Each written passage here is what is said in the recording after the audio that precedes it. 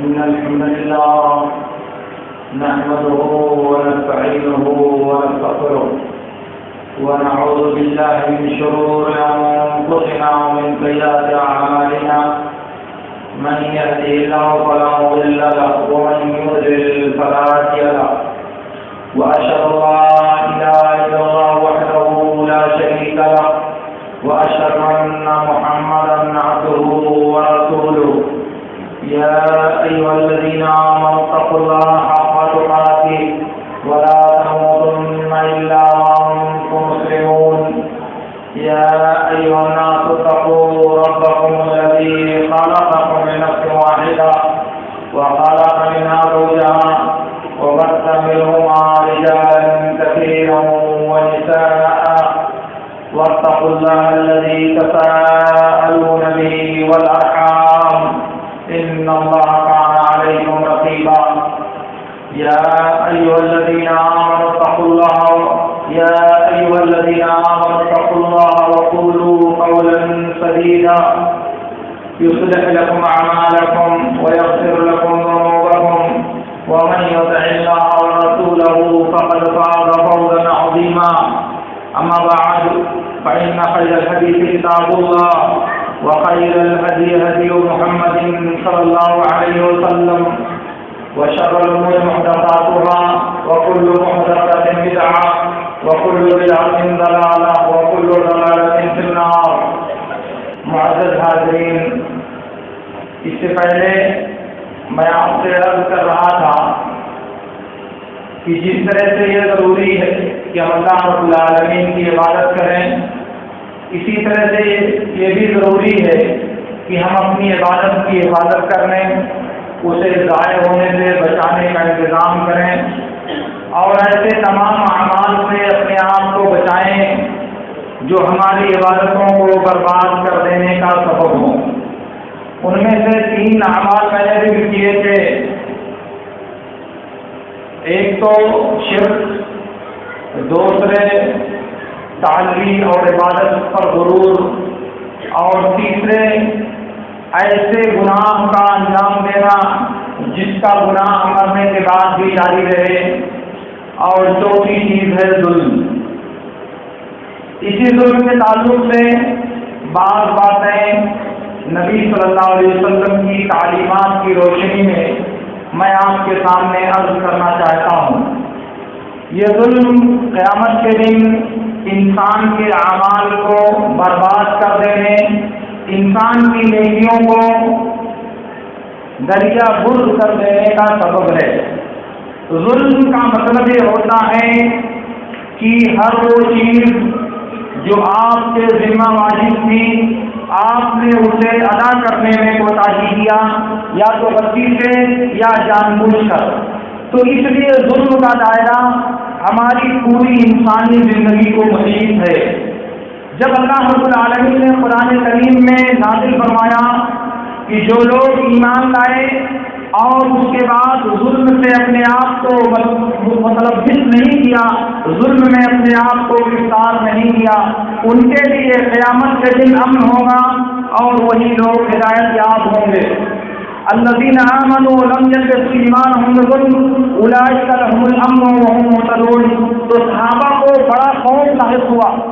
صحابہ ڈر گئے کہ ہم میں سے کون ایسا ہے جس نے اپنے نفس پر ظلم نہیں کیا، ہم میں سے کون ہے جو اپنے نفس پر زیادتی نہیں کرتا. تو اللہ کے نبی صلی اللہ علیہ وسلم سے پوچھا کہ اللہ کے نبی صلی اللہ علیہ وسلم وَأَيُّنَا لَمْ يَظْلِمْ نَفْسَهُ. اللہ کے نبی صلی اللہ علیہ وسلم نے کہا لَيْسَ كَمَا تَظُنُّونَ أَوَلَمْ تَسْمَعُوا قَوْلَ الْعَبْدِ الصَّالِحِ لِابْنِهِ يَا بُنَيَّ لَا تُشْرِكْ بِاللَّهِ إِنَّ الشِّرْكَ لَظُلْمٌ عَظِيمٌ. صحابہ نے کہا اللہ کے رسول، اللہ تعالیٰ کہتا ہے کہ جنہوں نے اپنے آپ کو ظلم سے بچایا ان کے لیے قیامت کے دن امن اور ہدایت ہوگی. ہم میں سے ہر آدمی ظلم کرتا ہے. تو اللہ کے نبی صلی اللہ علیہ وسلم نے کہا معاملہ ایسا نہیں جیسا تم سمجھتے ہو، بلکہ یہاں ظلم سے مراد شرک ہے. جیسا کہ نیک بندے لقمان نے اپنے بیٹے کو نصیحت کرتے ہوئے کہا تھا اے میرے بیٹے تم اللہ کے ساتھ شرک نہ کرو، کیونکہ شرک یہ سب سے بڑا ظلم ہے. تو یہ ظلم جو اللہ رب العالمین کے ساتھ شروع ہو کر مخلوقات کے باہمی تعلقات کے ارد گھومتا ہے، اس کا دائرہ بہت وسیع ہے۔ اس لیے ہر وہ چیز جو اس کو اس کی جگہ سے ہٹا کر غلط جگہ پر رکھنے کی کوشش کی جائے، اس کے لیے جو مناسب مکان اور مقام اللہ نے متعین کیا ہے اس کو وہاں سے ہٹا کر دوسری جگہ ڈالنے کی کوشش کی جائے تو یہ ظلم ہے۔ مثال کے طور پر حدیث میں آتا ہے، اللہ کے رسول صلی اللہ علیہ وسلم نے ارشاد فرمایا،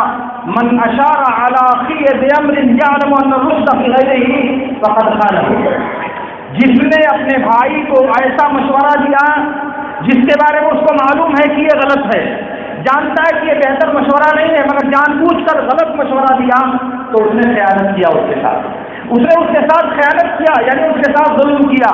اسی لیے حدیث میں آتا ہے، اللہ کے نبی صلی اللہ علیہ وسلم نے ارشاد فرمایا، وَإِذَا اسْتَنصَحَكَ أَخُوكَ فَانصَحْهُ، جب تمہارا بھائی تم سے نصیحت طلب کرے، خیر خواہی طلب کرے تو اس کے ساتھ خیر خواہی کرو، اس کے ساتھ اچھا معاملہ کرو۔ اب اس نے آ کے پوچھا، آپ سے مشورہ لیا، یار میں فلاں کام کرنا چاہتا ہوں، وہ کام میرے لیے کیسا لگے گا، کیسا رہے گا؟ آپ نے مشورہ دیا کہ نہیں یہ کام تمہارے لیے ذرا بھی مناسب نہیں ہے اور تم اس کو نہیں کر سکتے، اس نے سمجھ لیا کہ آپ نے اچھا مشورہ دیا ہے، لیکن پھر بعد میں آپ خود وہی کام کرنے لگے۔ جو مشورہ اس نے دیا تھا اس کو آپ نے بتایا کہ غلط ہے، اور اس کے بعد خود آپ اسی راستے پر اپنے آپ کو ڈال رہے ہو۔ کا مطلب کہ آپ نے جان بوجھ کر اس کے ساتھ خیانت کیا ہے، جان بوجھ کر اسے غلط مشورہ دیا ہے۔ یہ بھی ظلم کی ایک قسم ہے، یہ بھی ظلم کی ایک قسم ہے۔ میرے نبی صلی اللہ علیہ وسلم نے کہا، انزل الناس منازلهم، لوگوں کے جو درجات ہیں ان درجات کے اعتبار سے ان سے معاملہ کرو۔ اگر باپ ہے تو باپ کا ایک درجہ ہے، اسے اس درجے پر رکھا جائے۔ اب اگر کوئی باپ کو بیٹا بنانے کی کوشش کرے، باپ کو بھائی بنانے کی کوشش کرے تو یہ باپ کے ساتھ ظلم ہے۔ اولاد ہیں، بیٹے ہیں، بیٹوں کا حق ہے والدین پر کہ ان کی اولاد ہے۔ اب اگر کوئی آدمی اپنے بیٹوں پر زیادتی کرتے ہوئے ان کے حقوق کو ادا نہ کرنا چاہے، ان کے حقوق کی ادائیگی میں ٹال مٹول کرنا چاہے تو یہ اولاد پر ظلم ہے۔ اللہ رب العالمین نے آپ کے مال میں جیسے آپ کے بیٹوں کا حصہ رکھا ہے، ویسے ہی آپ کے مال میں آپ کی بیٹیوں کا بھی حصہ رکھا ہے۔ بیٹوں کو حصہ دینا اور بیٹیوں کے حصے کو ہڑپ کر جانا یہ بیٹیوں پر ظلم ہے، یہ ان کے ساتھ ظلم ہے۔ آپ بازار میں بیٹھے ہوئے ہو، دوسرا آدمی راستے سے گزر رہا ہے، آپ اس کو اشارہ کر رہے ہو، اشارہ کر کے اسے حقیر اور اسے ذلیل کرنا چاہتے ہو، یہ اس پر ظلم ہے۔ آپ نے کسی کو جان بوجھ کر اپنے طنز کا نشانہ بنایا،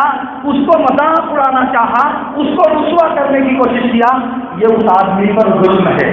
آپ نے ایک کی بات سنی، سننے کے بعد اس نے آپ سے بات کیا اور آپ جا کر کے اسے دوسرے کو بتاتے ہیں، فلاں نے تو ایسا کہہ رہا تھا، فلاں نے آپ کے بارے میں ایسا کہا، یہ ظلم ہے اس آدمی پر جس کی بات آپ نے جا کر کے وہاں پھیلائی ہے۔ کیونکہ اگر وہ اس سے کہنا چاہتا تو آپ سے کیوں کہتا، وہ سیدھے اس سے جا کر کے کہتا۔ اللہ کے نبی صلی اللہ علیہ وسلم نے کہا کہ اذا تکلم الرجل بامر ثم اشار فهو امانۃ، کہا کہ جب کوئی آدمی کسی آدمی سے کوئی بات کرے، کوئی آدمی کسی معاملے میں کسی سے گفتگو کرے اور اس کے بعد اشارہ کرے کہ چپ رہنا، اور اس کے بعد اسے اس کو بتا دیا تو یہ خیانت ہے، اور اس کو پوشیدہ رکھنا یہ امانت ہے۔ گویا کہ بات میں بھی امانت ہوتی ہے۔ کوئی بات آپ سے سنی، کسی نے آپ سے کوئی بات کہی، کسی نے کسی بارے میں آپ سے مشورہ دیا اور آپ نے اس کو جا کر کے دوسروں کو بتا دیا، غیر متعلق بات ہے، بلا وجہ جا کر کے دوسروں کو آپ خبر دے رہے ہو، یہ خیانت ہے، اور یہ جس کی بات آپ نقل کر رہے ہو یہ اس پر ظلم ہے۔ یہ ظلم کی وہ شکلیں ہیں جن کے بارے میں آپ کو تصور میں نہیں آتا، جسے آپ سوچتے نہیں ہو، آپ سمجھتے ہو کہ ہم نے بیوقوف بنا دیا۔ لیکن سنو میرے دوستوں، اللہ کے نبی صلی اللہ علیہ وسلم نے فرمایا، بخاری اور مسلم کی روایت میں ہے، اتقوا الظلم فإن الظلم ظلمات یوم القیامہ، ظلم سے بچو کیونکہ یہ ظلم قیامت کے دن تاریکیاں بن کر کے آئے گا، انسان کو اندھیرے میں گم کر دے گا، اسے راستہ نظر نہیں آئے گا۔ گویا کہ یہ ظلم قیامت کے دن میدان محشر میں جب انسان کو راستے کی روشنی کی رہنمائی کی ضرورت ہوگی تو ظلم اس کو گھیرے ہوئے ہوگا، اسے چاروں طرف کہیں دکھائی نہیں دے گا، کیونکہ وہ ظلمتوں کے اور تاریکیوں کے گرداب میں پھنسا ہوا ہوگا۔ تو الظلم و ظلمات یوم القیامہ، ایک تاریکیاں نہیں کئی تاریکیاں ہوگا یہ ظلم۔ اسی لیے اللہ کے نبی صلی اللہ علیہ وسلم نے فرمایا وَاتَّقِ دَعْوَةَ الْمَظْلُومِ، یہ بھی بخاری کی روایت میں ہے، وَاتَّقِ دَعْوَةَ الْمَظْلُومِ فَإِنَّهُ لَيْسَ بَيْنَهَا وَبَيْنَ اللَّهِ حِجَابٌ، مظلوم کی بددعا سے بچو کیونکہ اس کے اور اللہ کے درمیان کوئی حجاب، کوئی پردہ اور کوئی رکاوٹ نہیں ہے۔ دوسری حدیث میں اللہ کے نبی صلی اللہ علیہ وسلم نے کہا اتقوا دعوۃ المظلوم فإنها تصعد إلى السماء كأنها شرارة، مظلوم کی بددعا سے بچو، یہ قیامت کی اللہ تعالیٰ کے دربار میں ایسے ہی اڑتے ہوئے تیزی کے ساتھ جاتا ہے جیسے چنگاری اڑتی ہوئی تیزی کے ساتھ اوپر کی طرف جاتی ہے۔ اللہ کے نبی صلی اللہ علیہ وسلم نے کہا اتقوا دعوۃ المظلوم ولو كان فاجرا ففجوره على نفسه، کہا کہ مظلوم کی بددعا سے بچو، اگرچہ کہ مظلوم فاسق اور فاجر ہے، اس کا فسق و فجور اس کے لیے ہے، مگر اس کی بددعا عرش سے جا کر ٹکراتی ہے۔ اسی لیے دوسری حدیث میں کہا دعوت المظلوم مستجابۃ وإن كان من کافر، کہا کہ مظلوم کی بددعا مقبول ہوتی ہے اگرچہ کہ مظلوم کافر ہو، اگرچہ کہ بددعا کرنے والا کافر ہو، اس کی بھی دعا اللہ رب العالمین قبول کرتا ہے۔ کیوں؟ اس لیے کہ اس پر ظلم کیا گیا ہے۔ اسی لیے اللہ کے نبی صلی اللہ علیہ وسلم نے فرمایا کہ مظلوم جب دعا کرتا ہے تو اللہ رب العالمین کہتا ہے بعزتی و جلالی لانصرنک ولو بعد حین، میری عزت و جلال کی قسم میں ضرور تیری مدد کروں گا اگرچہ کہ کچھ وقت کے بعد، اگرچہ کہ کچھ فاصلہ گزر جانے کے بعد میں تیری مدد کروں، مگر میں ضرور مظلوم کی مدد کروں گا۔ میرے نبی صلی اللہ علیہ وسلم نے کہا ثلاث دعوات مستجابات لا شک فیہن، تین بددعائیں اور تین دعائیں یقینی طور سے قبول کر لی جاتی ہیں، ان میں کوئی شک و شبہ نہیں ہے۔ ان میں سے ایک ہے دعوت المظلوم، مظلوم کی بددعا یقیناً اللہ رب العالمین قبول کر لیتا ہے، اس میں کوئی تردد کی بات نہیں ہے۔ شرط یہ ہے کہ مظلوم آدمی ظلم نہ کرے، مظلوم آدمی دوسری زیادتی نہ کرے۔ مسلم کی روایت میں ہے اللہ کے رسول صلی اللہ علیہ وسلم نے، سنو میرے دوستو، یہ میری بات نہیں، یہ میرے نبی صلی اللہ علیہ وسلم کا فرمان ہے، اذا استقبل المسلمان وعلى البادی منهما ما لم يعتد المظلوم، کہا کہ جب دو مسلمان آپس میں گالی گلوچ کرتے ہیں، ایک دوسرے کو برا بھلا کہتے ہیں، بیٹی اور بہن کی کہانی گناتے ہیں، تو اس کا جتنا گناہ ہوگا وہ سب کا سب اس کو ملتا ہے جس نے اس کو شروع کیا ہے، جس نے اس نے پہل کیا ہے، کیونکہ اگر وہ پہلے گالی نہیں دیتا تو دوسرا اس کو گالی نہیں دیتا، اس لیے دونوں کا گناہ وہ اٹھائے گا جس نے گالی دینے میں پہل کیا ہے۔ شرط یہ ہے کہ مظلوم آدمی حد سے آگے نہ بڑھے، مظلوم آدمی زیادتی نہ کرے۔ ایسی صورت میں جب مظلوم زیادتی نہیں کرتا، صرف جواب دیتا ہے، صرف بدلہ لیتا ہے، تو جتنا گناہ ہوگا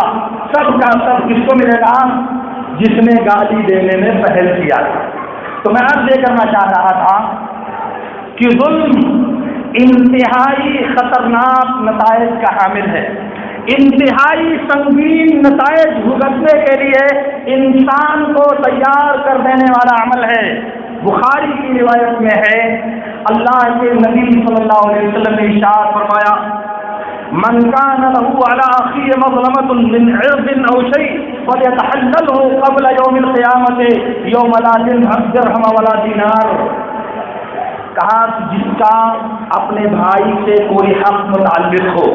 جس نے اپنے بھائی پر کوئی ظلم کیا ہو، آبرو ہو یا کوئی دوسری چیز ہو، تو اس کو قیامت سے پہلے ابھی حلال کر لے، قیامت سے پہلے اس کا تصفیہ کر لے، کیونکہ جس دن نہ روپیہ ہوگا نہ پیسہ ہوگا، لیکن نیکیوں کا تبادلہ کیا جائے گا۔ کیسے؟ مظلوم آئے گا، رب سے فریاد کرے گا، تو ایسی صورت میں ظالم کی نیکیاں مظلوم کو دے دی جائیں گی، ظالم کی نیکیاں مظلوم کو دے دی جائیں گی، اور اگر ظالم کی نیکیاں ختم ہو گئی تو مظلوم کے گناہ ظالم کے سر لاد دیے جائیں گے، مظلوم کے گناہ ظالم کے سر لاد دیے جائیں گے۔ دنیا میں تو بہت بڑا فرعون تھا، خاندان بہت بڑا تھا، اقتدار بہت عالی تھا، اس کے سکے کی کنجیاں دنیا میں چلا کرتی تھی، دنیا میں کسی کو طاقت نہیں تھی کہ نظر اٹھا کر اس کے چہرے کی طرف دیکھ سکے، مگر میرے رب کے سامنے جب قیامت کے دن خاندان سے الگ ہو کر، رشتہ داروں اور بھائی خواہوں سے جدا ہو کر، اپنی سارا کر و فر دنیا میں چھوڑ کر رب کے سامنے تنہا حاضر ہوگا، نہ بدن پہ لباس ہوگا، نہ پیر میں جوتا ہوگا، اور نہ ہی سر ڈھکنے والی کوئی چیز ہوگی، ننگے بدن میرے رب کے سامنے حاضر ہوگا۔ اس وقت یہ طاقت کام آئے گی کیا؟ اس وقت یہ جاؤ حشم آپ کی مدد کرنے آئے گا کیا؟ سنو میرے دوستو، مسلم کی روایت میں ہے، اللہ کے رسول صلی اللہ علیہ وسلم نے ارشاد فرمایا، اتدرون من المفلس؟ صحابہ سے کہا تم جانتے ہو کہ محتاج، فقیر، قلاش کون ہے؟ صحابہ نے کہا المفلس فینا من لا درہم له ولا متاع، ہم میں سے تنگ دست وہ ہے جس کے پاس نہ روپیہ پیسہ ہو اور نہ سامان زندگی ہو، نہ اسباب دنیا اس کے پاس ہو، وہ مفلس ہے۔ لیکن میرے نبی صلی اللہ علیہ وسلم نے کہا وَلَكِنَّ الْمُفْلِسَ مِنْ أُمَّتِي مَنْ يَأْتِي يَوْمَ الْقِيَامَةِ بِصَلَاةٍ وَصِيَامٍ وَزَكَاةٍ وَقَدْ ضَرَبَ هَذَا وَشَتَمَ هَذَا وَقَذَفَ هَذَا وَأَكَلَ مَالَ هَذَا، میری امت کا مفلس وہ ہے جو قیامت یعنی امت محمدیہ میں فقیر اور محتاج وہ ہے جو قیامت کے دن آئے گا، روزے لے کر کے آئے گا، نماز لے کر کے آئے گا، زکوٰۃ لے کر کے آئے گا، سب کچھ نیکیوں کا ایک جمگھٹا لے کر کے آئے گا۔ بعض دوسری روایت میں یا کہ حسنات امثال الجبال، پہاڑ کی طرح سے نیکیاں لے کر کے میدان محشر میں آئے گا، لیکن اس کو گالی دی ہے، اس پر تہمت لگائی ہے، اس کا مال لے لیا ہے، اس کو برا بھلا کہا ہے، اس کے ساتھ زیادتی کی ہے، اسے گالی گلوچ دیا ہے، اس کے بعد جو جس کا حق لیا ہے وہ لوگ اللہ تعالیٰ کے پاس آئیں گے، اللہ تعالیٰ اس نے میرا مال لے لیا تھا، چلو ایسا کرو اس مال کے بدلے میں اس کی نیکیاں اس کو دے دو۔ وہ آئے گا اس نے مجھ کو گالی دیا تھا، میں اس کو جواب نہیں دے سکتا تھا، چلو اس کی نیکیاں مظلوم کو دے دو، جس کو گالی دیا تھا اس کو دے دو۔ دوسرا آئے گا میرا مذاق اڑایا تھا، اللہ تعالیٰ مجھے رسوا کیا تھا مخلوق کے سامنے، اس کی نیکیاں اس کو دے دو۔ نیکیاں ختم ہو گئی، نیکیاں ختم ہو گئی، وہ پہاڑ جیسے نماز اور روزہ اور زکوٰۃ سب ختم ہو گیا۔ اب بھی مظلوموں کا سلسلہ باقی ہے، ابھی اور لوگ تقاضا کرنے والے ہیں، تو اب ایسی صورت میں مظلوم کے جو گناہ ہیں وہ ظالم کے ساتھ ڈال دیے جائیں گے،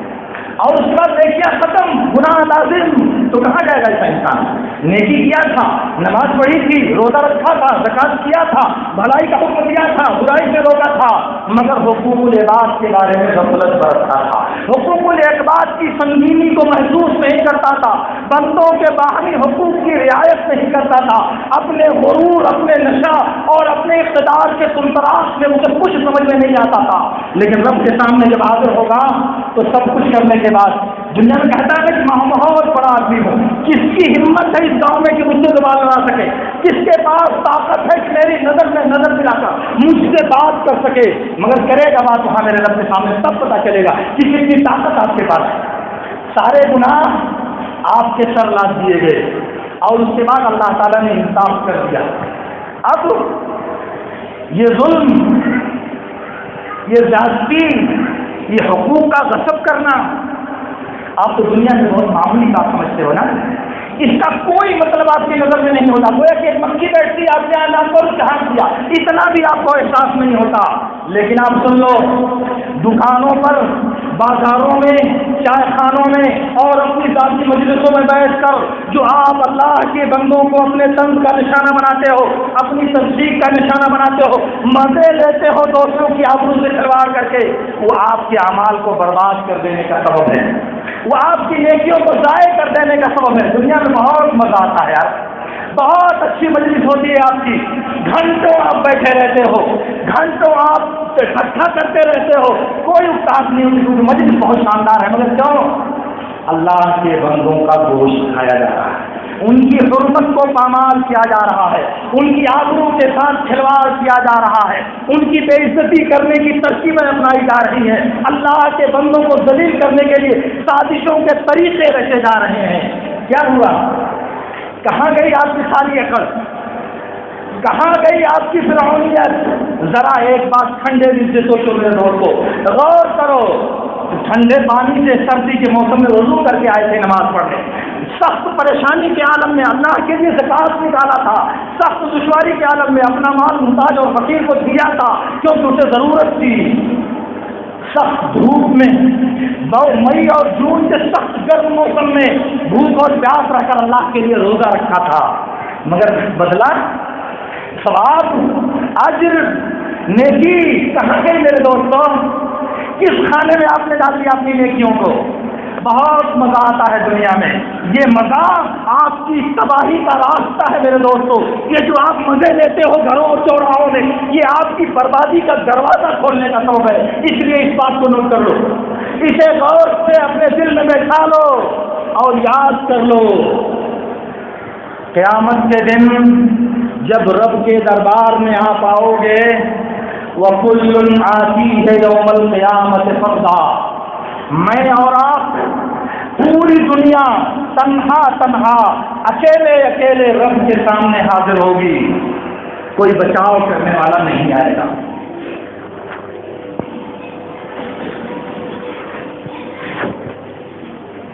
میرے دوستوں، میں آپ سے عرض کرنا چاہ رہا ہوں کہ ظلم انسان کی نیکیوں کو برباد کر دینے کا سبب ہے۔ ظلم صرف یہی نہیں ہے کہ آپ نے کسی کی زمین بےایمانی کر لی، آپ نے کسی کا گھر بےایمانی کر لیا، آپ نے کسی کا حصہ ہڑپ کر لیا، ظلم یہی نہیں ہے۔ میں نے کہا کہ ظلم زندگی کے ان تمام مراحل اور ان تمام مسائل کو شامل ہے جس کو آپ شریعت کے خلاف کرنے کی کوشش کرتے ہو، اللہ کے حکم کو پامال کر کے اپنی مرضی، اپنے نفس اور اپنی چاہت کے مطابق انجام دینے کی کوشش کرتے ہو، وہ سب کا سب ظلم میں داخل ہے، وہ ساری چیزیں ظلم ہیں، اور وہ ساری چیزیں آپ کی عبادتوں کو باطل کر دینے والی ہیں، آپ کی عبادتوں کو اکارت اور برباد کر دینے والی ہیں۔ ابو یعلا نے اور احمد نے اور طبرانی نے، ابو یعلا نے مسند میں، احمد نے مسند میں اور طبرانی نے المعجم الکبیر میں بسند صحیح روایت کیا ہے عبداللہ بن مسعود رضی اللہ تعالیٰ عنہ سے، اللہ کے نبی صلی اللہ علیہ وسلم نے ارشاد فرمایا، ان الشیطان قد یئس ان تعبد الاصنام فی ارض العرب ولکنه یرضى لكم بالمحقرات وهي المحبطات واتقوا الظلم ما استطعتم فإنه يأتي يوم القيامة بصحيفة من أعمال يرى أنها تنجيه ولكن لا يزال طالب يأتي الله تعالى يا رب قد شتمني يا رب قد ظلمني فيعطى من سيئاته عليه فإذا فنيت حسناته تطرح عليه سيئاتهم ثم طرح في النار۔ کہا شیطان اس بات سے مایوس ہو چکا ہے کہ عرب کی سرزمین پر بتوں کی پوجا کی جائے، اب ایسا نہیں ہو سکتا کہ سرزمین عرب میں بت پرستی ہو، اس سے شیطان مایوس ہو چکا ہے، لیکن وہ راضی ہے چھوٹے چھوٹے گناہوں سے، وہ خوش ہے کہ معمولی گناہ تم انجام دو گے، اور یہی معمولی گناہ تمہیں ہلاک کر دینے والے ہیں، یہی معمولی گناہ جنہیں تم حقیر سمجھتے ہو یہی تمہیں برباد کر دینے والے ہیں۔ جتنا ممکن ہو تم ظلم سے بچو، جتنا استطاعت رکھتے ہو ظلم سے اپنے آپ کو بچاؤ۔ کیوں؟ قیامت کے دن انسان اعمال کا دفتر لے کر کے آئے گا اور سمجھ رہا ہوگا کہ آج مجھے نجات مل جائے گی، وہ سمجھ رہا ہے کہ آج میں نجات پا جاؤں گا کیونکہ اعمال کا ایک پہاڑ میرے پاس ہے، لیکن اس کے بعد حدیث کا لفظ ہے کہ بندہ آئے گا اللہ تعالیٰ سے فریاد کرے گا، اس نے میرے ساتھ یہ کیا تھا، اس نے میرے ساتھ ظلم کیا تھا، اس نے میرا حق مار لیا تھا، اس نے میرا حصہ ہڑپ کر لیا تھا، اس نے بغیر کسی سبب کے میرا مذاق اڑایا تھا، اس نے میری آبرو کو سرے عام نیلام کرنے کی کوشش کی تھی، اس نے اور اس کے بعد نتیجہ یہ نکلے گا کہ مظلوم کی نیکیاں ظالم کو، نیکیاں ختم ہو گئی تو مظلوم کی برائیاں ظالم کے سر لاد دی جائیں گی، اور وہ نجات پانے والا اعمال کا پہاڑ لے کر آنے والا انسان جہنم میں داخل کر دیا جائے گا۔ اللہ کے نبی نے کہا کہ اس کی مثال ایسے ہے اس کی مثال ایسے ہے جیسے کچھ لوگ سفر میں نکلے، اسی حدیث کا ٹکڑا ہے وہ، کچھ لوگ سفر میں نکلے، ان کے پاس کچھ نہیں ہے کھانا پکانے کے لیے، آگ نہیں ہے، ایندھن نہیں ہے، تو ان میں سے ہر آدمی ادھر ادھر چلا گیا، کیا کرنے کے لیے؟ لکڑی تلاش کرنے کے لیے، ایندھن لانے کے لیے۔ پھر اس کے بعد ایک لکڑی سب لے کر کے آئے، اور اس کے بعد ایندھن جلایا اور کھانا پکایا، اور جو پکانا چاہتے تھے سب پکا کر کے تیار کر دیا۔ ابھی کچھ دیر پہلے کچھ نہیں تھا ان کے پاس، مگر سب نکل گئے، ایک لکڑی ایندھن جلایا، آگ جل گئی اور کھانا پکا دیا۔ ایسے ہی گناہ کا حال ہے، ایک گناہ، ارے یہ تو معمولی گناہ، اس سے کچھ نہیں ہوتا، اس سے کچھ نہیں ہوگا، اس سے گناہ ہے، اس سے کچھ نہیں ہوتا، یہ بھی کوئی گناہ، اس سے کچھ نہیں ہوتا۔ نتیجہ کیا نکلے گا؟ گناہوں کا ایک پہاڑ انسان کے سر پر جمع ہو جائے گا، گناہوں کا ایک انبار انسان جمع کر لے گا۔ اور یاد رکھو میرے دوستو، آپ 60 سال جیتے ہو، 70 سال جیتے ہو، 80 سال جیتے ہو، 50 سال تک، 70 سال تک رب کی نافرمانی کرتے ہو، یاد رہتی ہیں ساری باتیں کیا؟ آج سے 30 سال پہلے کس کو گالی دیا تھا، یاد رہتا ہے کیا؟ آج سے 30 سال پہلے کس کا راستہ روکنے کی کوشش کیا تھا میں نے، یاد رہتا ہے کیا؟ آج سے 30 سال پہلے کس کے راستے پر گندگی ڈالی تھی میں نے، یاد رہتا ہے کیا؟ میں نے کب کس کے راستے کو بند کرنے کی ناجائز کوشش کیا تھا، یاد رہتا ہے 40 سال کے بعد کیا؟ مگر کیا رب کے فرشتے بھی اس سے بھول جاتے ہیں؟ آپ کے نامہ عمل کا دفتر بھی اسے نظر انداز کر دے گا؟ نہیں میرے دوستو، گناہ کرنے کے بعد ہمارے لوگ کہتے ہیں کہ میں نے کیا گناہ کیا، مطلب میرے پاس کون گناہ ہے؟ انسان کو پتہ نہیں چلتا کہ وہ کون سا گناہ کرتا ہے۔ لیکن آپ سوچو، رب العالمین نے یہ جو نعمتیں دیا ہے، رب العالمین نے آپ کو جو نوازشیں کی ہے، سانس لینے سے لے کر سونے اور جاگنے سے ہوتے ہوئے پانی اور دانا تک، یہ نعمتیں کس کا بدلہ ہے؟ کون سا کام کیا ہے آپ نے کہ آپ کو سانس دیتا ہے، آپ کو ہوا دیتا ہے، آپ کو دھوپ دیتا ہے، آپ کو پانی دیتا ہے، آپ کو روزی دیتا ہے، آپ کو رشتے دیتا ہے، آپ کو خاندان دیتا ہے، آپ کو آبرو دیتا ہے، آپ کو عزت دیتا ہے، آپ کو خاندان میں سرفرازی عطا فرماتا ہے؟ کون دیتا ہے؟ کس عمل کا بدلہ ہے یہ جو احسان کر رہا ہے رب العالمین، یہ جو اللہ رب العالمین آپ پر منتیں کر رہا ہے، اس کا بدلہ کبھی آپ زندگی میں ادا کرتے ہو؟ اس کا احسان کبھی چکاتے ہو آپ؟ وَإِن تَعُدُّوا نِعْمَتَ اللَّهِ لَا تُحْصُوهَا، اللہ کی نعمتوں کو کبھی شمار کر کے دیکھو تو پہلے، آپ کبھی تنہائی میں سوچ کر دیکھو تو پہلے، یہ سانس جو دل کے اندر گئی ہے وہ واپس آئے نہ آئے، کون جاتا ہے واپس؟ کس کا کرم ہے کہ یہ سانس آتی اور جاتی ہے؟ کس کی مہربانی ہے کہ آپ ٹھنڈے پانی پی کر اسے ہضم کر لیتے ہو؟ کس کا کرم ہے کہ کھانا کھانے کے بعد یہ کھانے کے مفید اجزاء آپ کے بدن کو طاقت دیتے ہیں اور مضر اجزاء دیگر راہوں سے نکل کر آپ کے بدن کو پاک اور صاف کر دیتے ہیں؟ کس کا کرم ہے یہ؟ کوئی گناہ نہیں کیا آپ نے، رب کی نعمتوں کی ناشکری آپ کرتے ہو، رب کے احسان کو فراموش آپ کرتے ہو، رب کے سامنے عاجزی کے اظہار سے گریز آپ کرتے ہو، اور آپ کے پاس کوئی گناہ نہیں ہے؟ واہ، ذرا سوچو میرے دوستو۔ تو میں عرض یہ کرنا چاہ رہا تھا کہ نبی صلی اللہ علیہ وسلم نے فرمایا، جیسا کہ بیہقی کی کتاب البعث والنشور کی صحیح روایت میں ہے کہ اللہ کے نبی صلی اللہ علیہ وسلم نے فرمایا، قیامت کے دن انسان نیکیاں لے کر کے آئے گا، نیکیوں کا پہاڑ لے کر کے آئے گا، اور پھر اس کے حق کا مطالبہ کرنے والے لوگ بھی اس کے پیچھے لگے رہیں گے، اسی کے پیچھے اپنے حقوق کا مطالبہ کرنے والے لوگ بھی آئیں گے، یہاں تک کہ یہ مطالبہ، یہ حقوق کی ادائیگی اس کی نیکیوں کو ختم کر دے گی اور پھر اسے جہنم میں داخل کر دیا جائے گا، پھر اسے نیکیوں کے باوجود جہنم رسید کر دیا جائے گا۔ اس کا مطلب یہ ہوا کہ نیکیاں مطلوب ہیں، عبادت مطلوب ہے، بندگی مطلوب ہے، رب کے سامنے عاجزی کا اظہار مطلوب ہے، لیکن اس کی حفاظت کرنے کی کوشش بھی ہونی چاہیے، اسے بچانے کی فکر بھی ہونی چاہیے، اسے محفوظ رکھنے کی کوشش بھی ہونی چاہیے، اور اپنے آپ کو ظلم کی تمام شکلوں سے، چھوٹی یا بڑی تمام شکلوں سے اپنے آپ کو بچانے کی کوشش کرنی چاہیے۔ چند بالشت زمین کے لیے،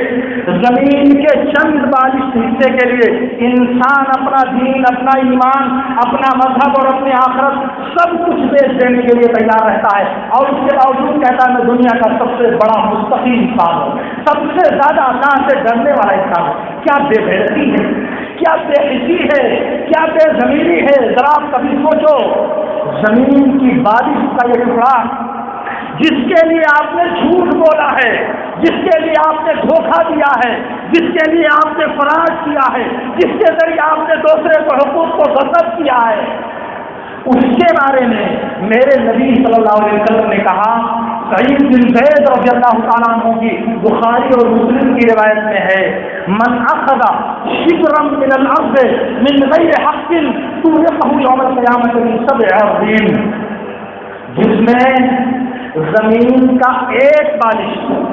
ایک حصہ برابر انگلی جس نے کسی کی ظلمن ناحق طریقے سے لے لیا، تو قیامت کے دن 7 زمینوں کا ہار اس کے گلے میں پہنایا جائے گا. یہ زمین ایک ہی نہیں ہے، جیسے ایک زمین ہے اسی جیسی 7 زمینیں اس کے نیچے پائی جاتی ہیں. ان 7 زمینوں کا ہار انسان کے گلے میں اللہ تعالیٰ پہنائے گا. لا سکو گے، اٹھا سکو گے اس بوجھ کو؟ 42 پر زمین پہ مانی کیا تھا، کچھ نہیں کر سکتے اس زمین سے. ایک اینٹ کے ذریعہ بھی آپ کچھ نہیں بنا سکتے، مگر لا دے گا رب العالمین آپ کے گلے میں. لے کر کے آ سکو گے اللہ کے ہاں، لا سکو گے میدان محشر میں. سوچو میرے دوستو، میرے نبی صلی اللہ علیہ وسلم نے کہا جس نے ایک 42 زمین کسی کی ظلم بطور ظلم ہڑپ کر لیا، تو قیامت کے دن سے کہا جائے گا کہ اس زمین کو کھود کر لاؤ میدان محشر میں. وہ زمین جو بےایمانی کیا ہے اسے کھودو اور کھود کر لاؤ میدان محشر میں. لا سکو گے؟ دنیا میں تو طاقت ہے، دنیا میں تو اقتدار ہے، کر سکتے ہو. آپ کو قانونی داؤپیش معلوم ہے، آپ کو کورٹ اور کچہری کی پیچیدگیاں معلوم ہے، آپ دوسرے کو کمزور بنا کر اسے نیچا دکھا سکتے ہو، مگر اللہ کے سامنے اسے بھی دھوکہ دے دو. کیا کرو؟ رب کی عدالت کو بھی چیلنج کر سکتے ہو کیا آپ لوگ؟ رب کی بارگاہ سے بھی آپ کی قانون دانی آپ کی حفاظت کر سکتی ہے کیا؟ یہ معمولی مسئلہ نہیں ہے میرے دوستو، یہ بہت ضروری چیز ہے زندگی کی، کیوں ہماری ایمان کی حفاظت کا ذریعہ ہے. بخاری اور مسلم کی روایت میں ہے، ابو سلمہ بن عبد الرحمن نے ام المؤمنین عائشہ رضی اللہ تعالیٰ عنہا سے کہا، ارے وہ فلاں آدمی نے میری زمین بےایمانی کر لیا ہے، میرا اس سے جھگڑا چل رہا ہے. ام المؤمنین کہا چھوڑ جانے دو، لے جانے دو، اس لیے کہ میں نے اللہ کے رسول کو فرماتے ہوئے سنا ہے کہ جس نے ایک 42 زمین بےایمانی کیا، جس نے ایک 42 زمین ہڑپ کر لیا، قیامت کے دن اس کو 7 زمینوں کا توق پہنایا جائے گا. اس لیے ابو سلمہ چھوڑ دو، جانے دو، لے جانے دو تمہارا حصہ. وہ قیامت کے دن کو اللہ تعالیٰ دے گا. بہرحال یہ ہے ظلم. اس ظلم کو آپ بہت معمولی سمجھتے ہو، اس کی سنگینی کو آپ محسوس نہیں کرتے ہو، لیکن میرے دوستوں سوچو، آپ دھیان سے غور کرو اور نتیجہ نکالنے کی کوشش کرو. دنیا میں آپ کے بہت سے حوالی مواری ہیں، آپ کا خاندان ہے، آپ کے مددگار ہیں، آپ کا لاہور لشکر ہے، آپ کی دولت ہے، آپ کا قبیلہ ہے، آپ کے جاننے والے بہت بڑے بڑے لوگ ہیں، مگر میرے رب کے سامنے جب آپ آؤ گے تو کون آئے گا آپ کی مدد کرنے؟ کون آئے گا آپ کی طرف سے رب کے دربار میں وکالت کرنے؟ انبیاء کا یہ عالم ہوگا کہ اللہ تعالیٰ سے دعا کر رہے ہوں گے، اے اللہ حفاظت فرما، اے اللہ محفوظ رکھ، اے اللہ سلامت رکھ. انبیاء یہ دعا کر رہے ہوں گے. آپ کے کام کون آئے گا میرے دوستوں؟ آپ کی مدد کو کون اٹھے گا؟ اس لیے ابھی فرصت ہے ہمارے پاس، ابھی اللہ کی طرف سے موقع ہے ہمارے پاس. اس کو غنیمت سمجھو میرے دوستو، اس سے فائدہ اٹھانے کی کوشش کرو. رب سے عہد باندھو، رب سے وعدہ کرو، رب سے عزم کرو کہ ہماری آئندہ کی زندگی ان تمام بلیتوں اور ان تمام آفتوں سے پاک ہوگی، ان تمام گناہوں سے ہم اپنے آپ کو مبرہ رکھنے کی کوشش کریں گے. اللہ سے عہد و پیمان باندھو اور آئندہ کی زندگی کے لیے عزم کر کے خود کو اللہ کی راہ پر ڈالنے کی کوشش کرو. ورنہ یہ جو حدیثیں میں نے آپ کے سامنے بیان کیا ہے، یہ جو فرامین نبی میں نے آپ کے سامنے نقل کیا ہے، یہ صرف حدیث کی بات ہے، میری اپنی کوئی بات نہیں ہے میرے دوستوں. یہ صرف محمد رسول اللہ صلی اللہ علیہ وسلم کی تعلیمات، ہدایات اور ان کے بیان کیے ہوئے قوانین زندگی ہیں جن کا ترجمہ میں نے آپ کے سامنے پیش کیا. اور بس میری اپنی کوئی بات نہیں، میری اپنی کوئی چاہت نہیں، میری اپنی کوئی مرضی اس میں داخل نہیں ہے. صرف اور صرف نبی کی سنتوں کو آپ تک پہنچانے کی طرف ہے، نبی کے پیغام کو آپ کے کانوں میں داخل کرنے کی تمنا ہے. اور بس اس لیے آپ سنجیدگی کے ساتھ ان باتوں کو اپنے دل میں بیٹھانے کی کوشش کریں۔ اللہ رب العالمین سے دعا ہے کہ اللہ رب العالمین ہمیں ان باتوں کو سمجھنے اور ان پر عمل کرنے کی توفیق عطا فرمائے۔ وآخر دعوانا ان الحمد للہ رب العالمین۔ اقول لكم ما تسمعون واستغفر الله لي ولكم۔